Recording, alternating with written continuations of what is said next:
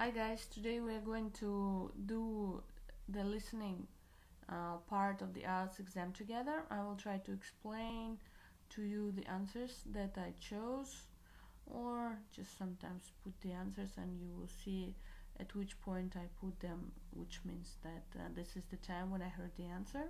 Okay, let's start. So first it's a section number 1. While I'm talking, you can get acquainted yourself with the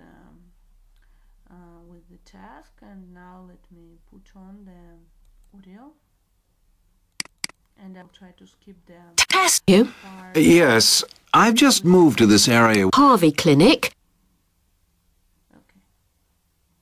The woman says the doctor at the Harvey Clinic is called Dr. Green, so Green has been written in the space. Now we shall begin. You should answer the questions as you listen, because you will not hear the recording a second time. Listen carefully and answer questions 1 to 6. Can I help you? Yes, I've just moved to this area with my wife and children, and I'd like to know where we can all register with a doctor at a health centre. Oh, okay. Well, there's Dr. Green at the Harvey Clinic.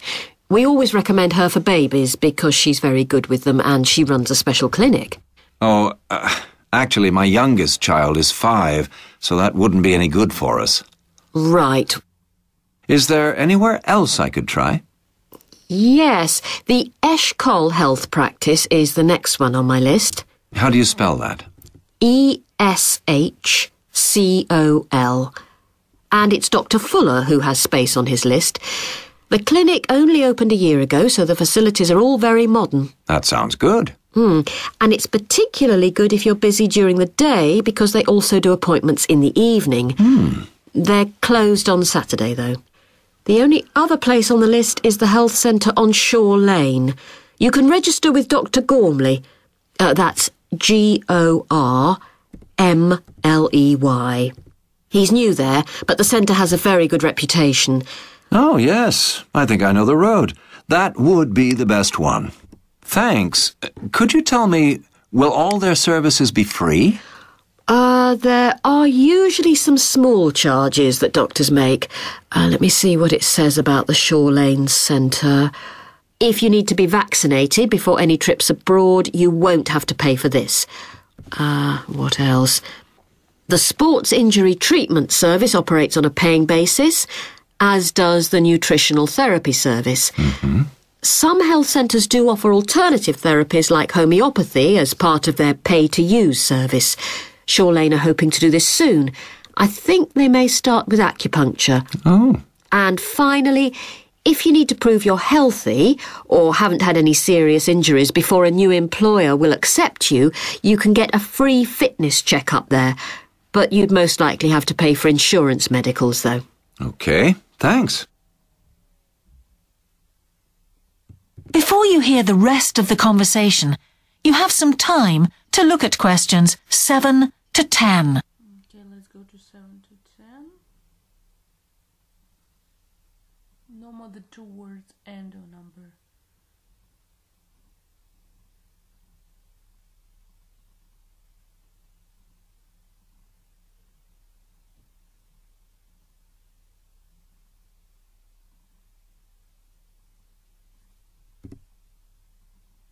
Now listen and answer questions 7 to 10.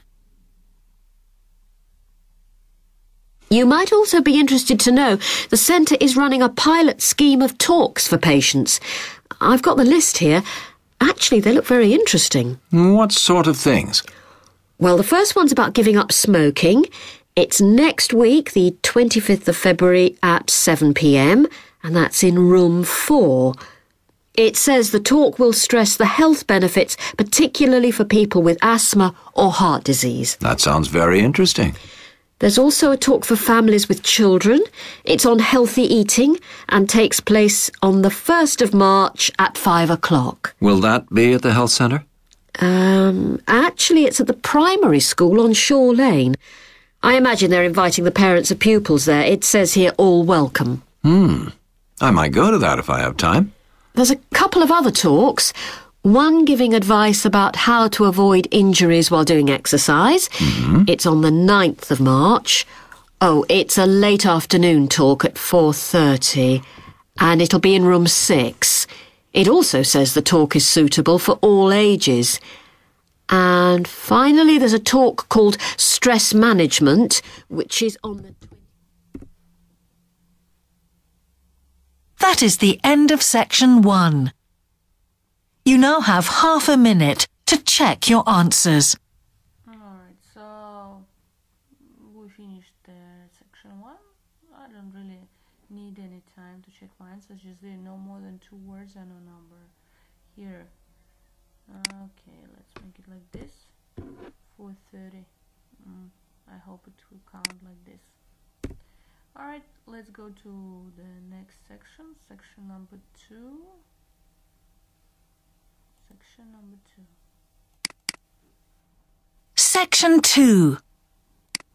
You will hear a man who owns a holiday home talking on the phone to a woman who is staying there. First, you have some time to look at questions 11 to 13. So the answers from the box, write the correct letter AE next to questions 11 to 13. Electricity indicator on off switch, reset button, time control warning indicator. It's about water heaters, set and heating radiators, hot water. Ooh, that's gonna be all technical, but we'll try. Hopefully it's not gonna be too difficult. Let's make it a little smaller though. Come on. Alright. Now listen carefully and answer questions 11 to 13. Hello? Hi, it's Laura Carlton here. We've just arrived at the holiday flat, but I can't get the hot water and heating to work. Oh, right. That's easy. Don't worry. In the upstairs cupboard, you'll find the water heater. You'll see 3 main controls on the left at the bottom of the heater. The first one, the round one on the far left, is the most important one for the heating and hot water. It's the main control switch. Make sure it's in the on position. The switch itself doesn't light up, but the little square below will be black if the switch is off. That's probably what's happened. It's got switched off by mistake. The middle one of these 3 controls, you'll see it's slightly larger than the first one, controls the radiators. If you feel cold while you're there and need the radiators on, this needs to be turned to maximum. The last of the 3 controls, the one on the right, is usually on about a number 4 setting, which for the water in the taps is usually quite hot enough.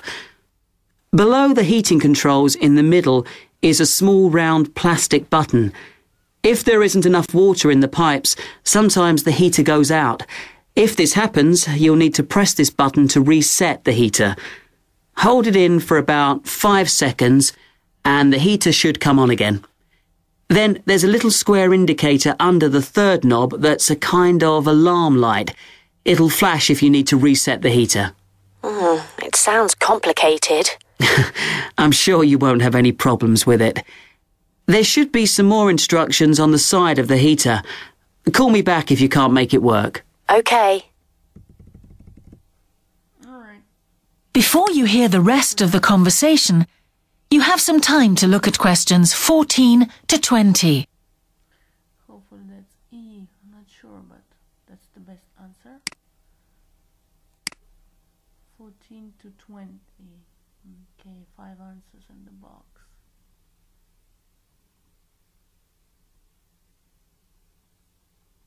Pillows, washing powder, light bulbs, map 1920.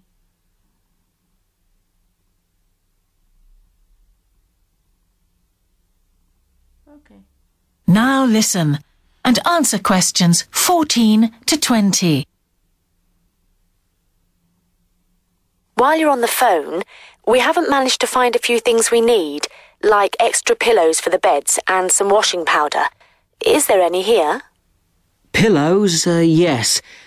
If you look in the cupboard, the large white one upstairs, to the left of the bathroom door, there should be 4 or 5 on the top shelf. And if you want to do some washing, There's some powder for that. Probably by the back door. There's a kind of shelf there above the sink. In fact, I'm sure there's some there in a large blue box. You need about half a cupful for each wash. Oh, and that reminds me. The spare key to the back door is hanging on a hook on the wall by the sitting room window. Please make sure to put it back when you've used it. The previous guest lost it in the garden and I had to get another one made.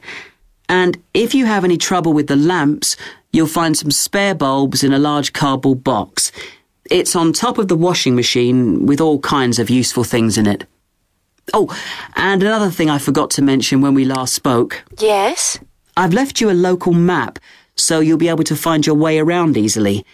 It shows the whole area. I put it in the top drawer of the chest under the TV in your bedroom. There's a whole file of local information in there too. Thanks. What about visiting the town? Can you give us any advice? Yes. You'll need to take the car. It's too far to walk from the flat, really. You have to pay to leave your car in all the car parks now, I'm afraid. I like the one that's by the station best, and you can walk to the town centre from there in 5 minutes. That's where all the best restaurants are.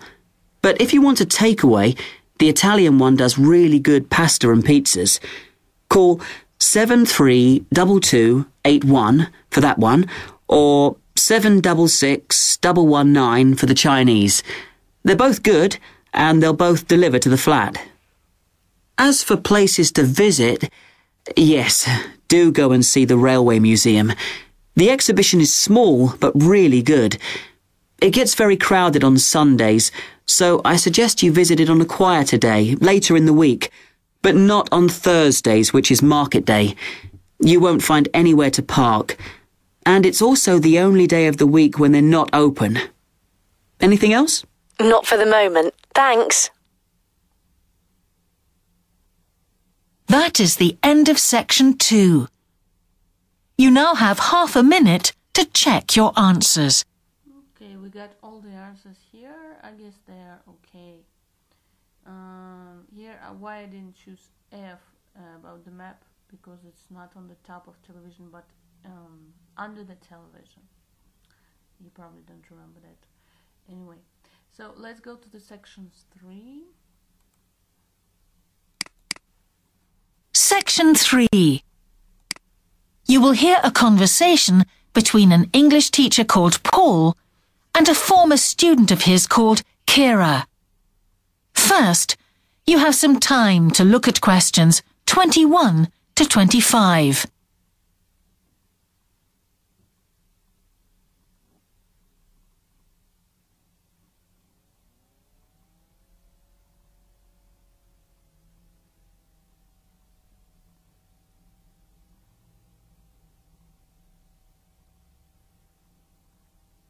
Now listen carefully and answer questions 21 to 25. Hello, Kira. How are you? Fine, thanks, Paul. How are you? Well, thanks.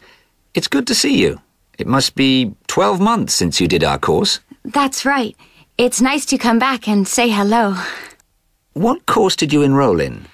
Actually, I went straight into third-year pharmacy.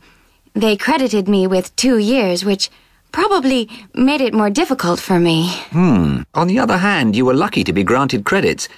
Is that why you chose the course? Yes, and as I'd already finished a course in it in my country, I thought it would be easier if I studied something I already knew. I didn't realize you went into third year. I thought you started in first year. No wonder it was so hard. And what do you think is one of the big differences between studying at a university here and studying in your country? Well, I found it very difficult to write assignments because I wasn't familiar with that aspect of the system here.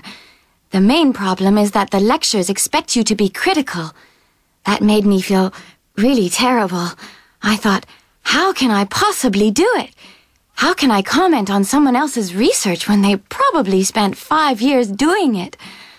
I think a lot of people who come from overseas countries have similar problems. But after a while, it became easier for me. People expect you to have problems with the process of reading and writing, But in fact, it is more a question of altering your viewpoint towards academic study. How was the content of the lectures? Was it easy for you? I didn't really have many problems understanding lectures. The content was very similar to what I'd studied before. And what about the lecturers themselves? Are they essentially the same as lecturers in your country? Well, actually, no. Here they're much easier to approach. After every lecture, you can go and ask them something you didn't understand. Or you can make an appointment and talk to them about anything in the course. Maybe you found them different because you're a more mature student now, whereas when you were studying in your country, you were younger and not so assertive. No, I don't think that's the difference. Most of the students here do it. In my faculty, they all seem to make appointments, usually to talk about something in the course that's worrying them, but sometimes just about something that might really interest them, something they might want to specialize in. The lecturers must set aside certain times every week when they're available for students. That's good to hear. Before you hear the rest of the conversation, you have some time to look at questions 26 to 30. I actually have doubts about answering 21. In her home country, Kira actually hadn't completed her course. Done 2 years of a course, found her course difficult. Let it be, I think B is easier, is more appropriate answer. 21 is B, because she didn't finish her course there, she just did a couple years, she said. Alright, and now let's continue with 26 to 30.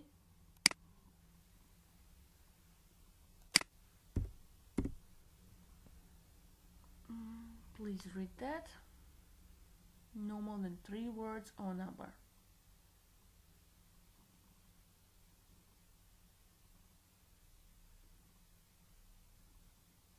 Now listen and answer questions 26 to 30.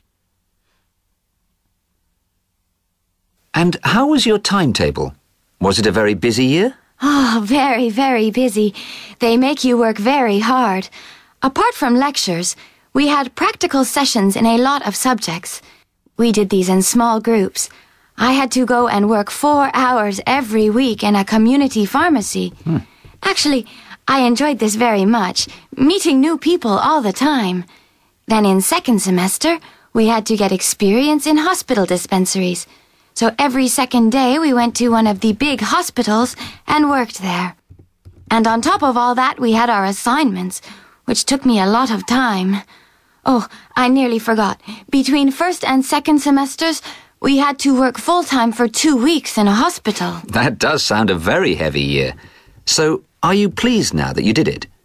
Do you feel some sense of achievement? Yeah, I do feel much more confident, which I suppose is the most important thing. And have you got any recommendations for people who are studying from overseas?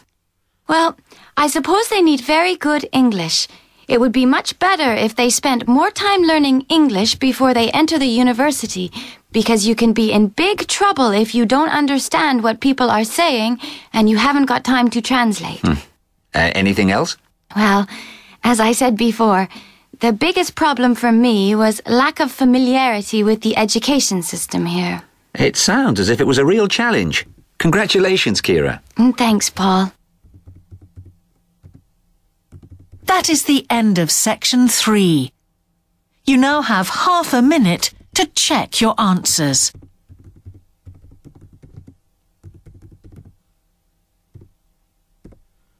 Alright, so that's in small groups every second day, 2 weeks. How much full-time work did Kira do? Feel more confident, I think, here. She feels more confident. Good English? How does Kira feel? I'm in 29. How much? In addition to the language. Oh, I think good English is not. Now turn to section 4. Yeah. Section 4. Let's go to section 4. Section 4. You will hear a talk about a project on the wildlife found in city gardens in Britain. First, you have some time to look at questions 31 to 40.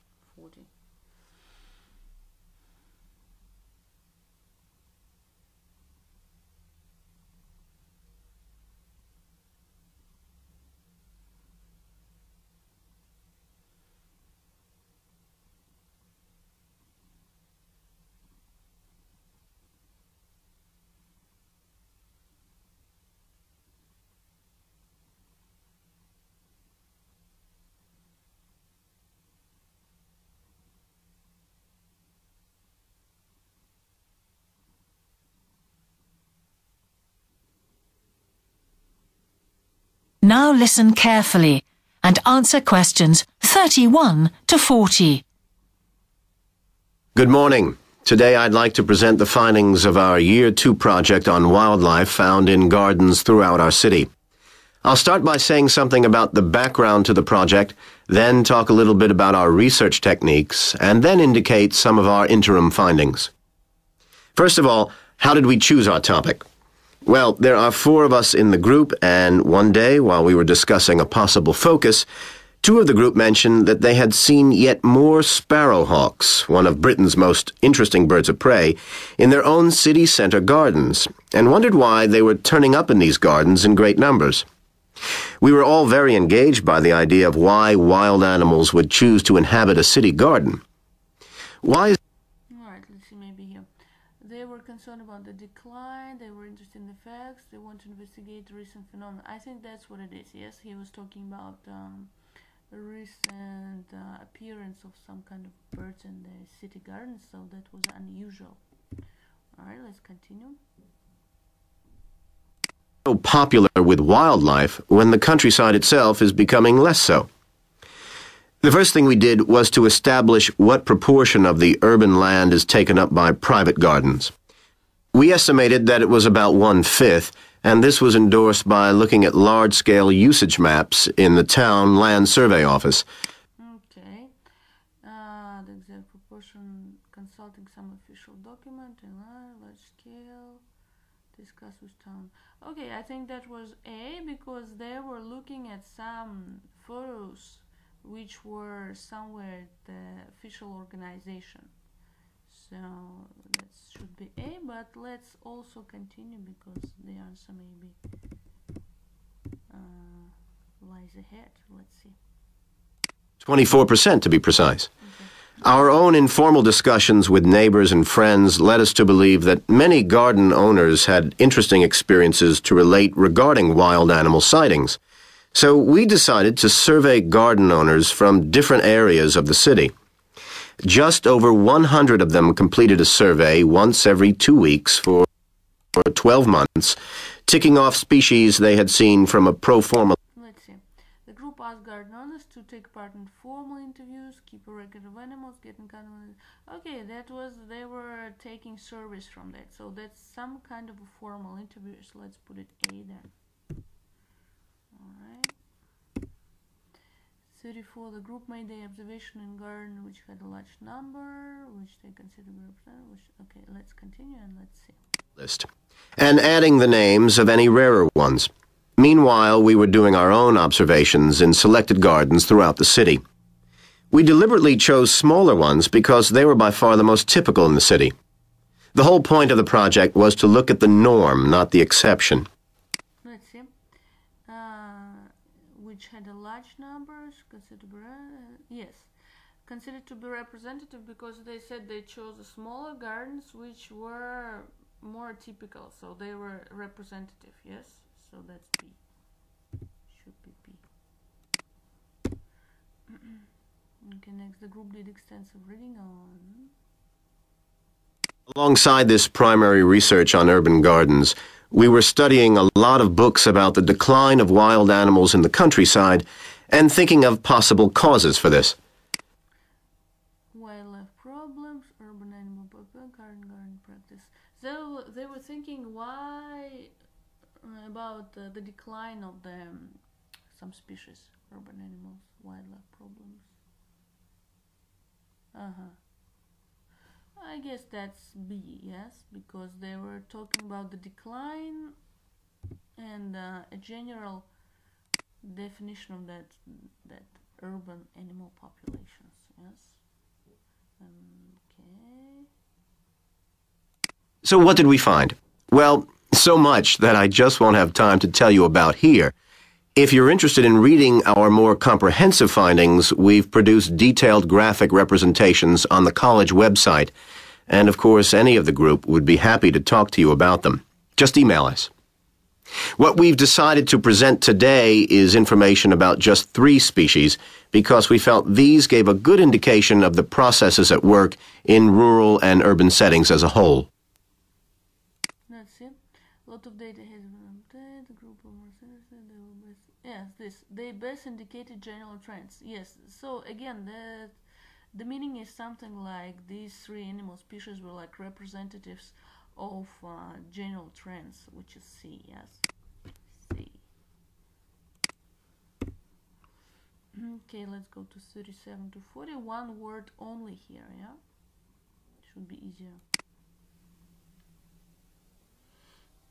The first species to generate a lot of interesting information was frogs, and there was a clear pattern here. They proliferate where there is suitable water. Garden ponds are on the increase. Rural ponds are disappearing, leading to massive migration to the towns. Hedgehogs are also finding it easier to live in urban areas, this time because their predators are not finding it quite so attractive to leave their rural environment, so hedgehogs have a better survival rate in cities. We had lots of sightings, so all in all, we had no difficulties with our efforts to count their numbers precisely. Our final species is the finest of bird singers, the song thrush. On the decline in the countryside, they are experiencing a resurgence in urban gardens because these days gardeners are buying lots of different plants, which means there's an extensive range of seeds around, which is what they feed on. Another factor is the provision of nesting places, which is actually better in gardens than the countryside. Hard to believe it, but it's true. Incidentally, we discovered that a massive new survey on song thrushes is about to be launched, so you should keep an eye open for that.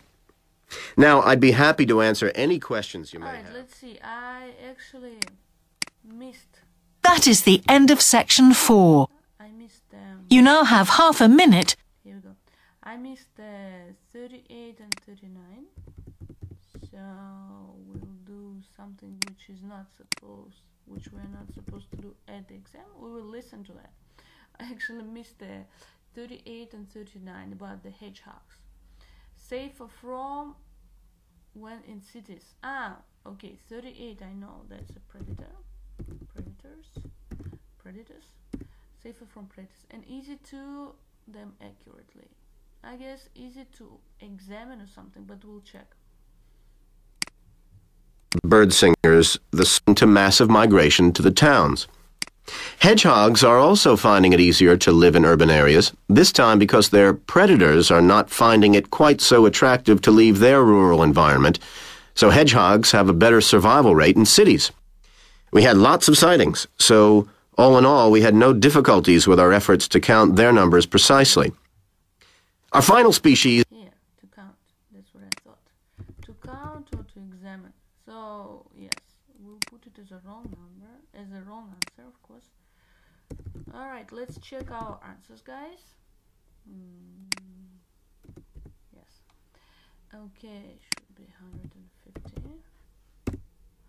Alright, let's see. So, babies, Eshkol, that's a mistake. That's not A, but from E. Haha. Eshkol.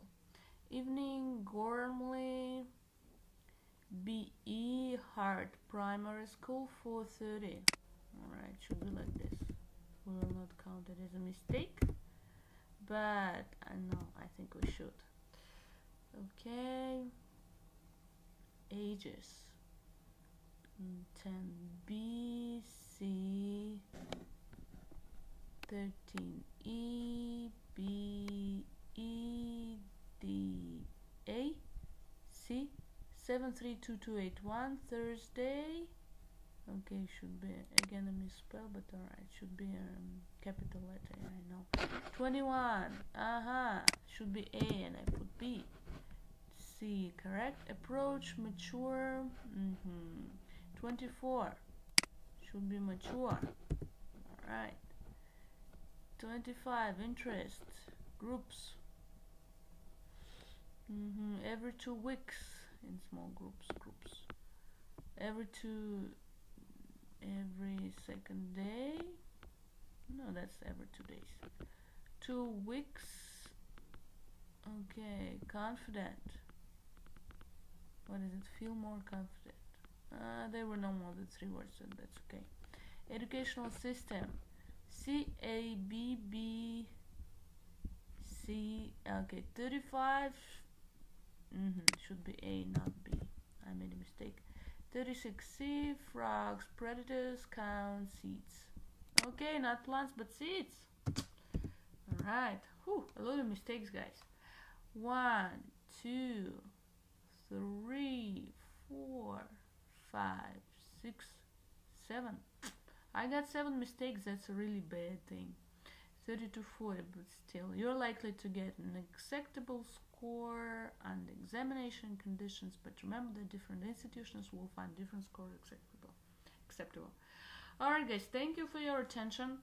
Thank you for joining me, and if you like this and if you want to get more IELTS educational videos, please subscribe to my channel and see you in our next videos. Bye guys, and have a good time.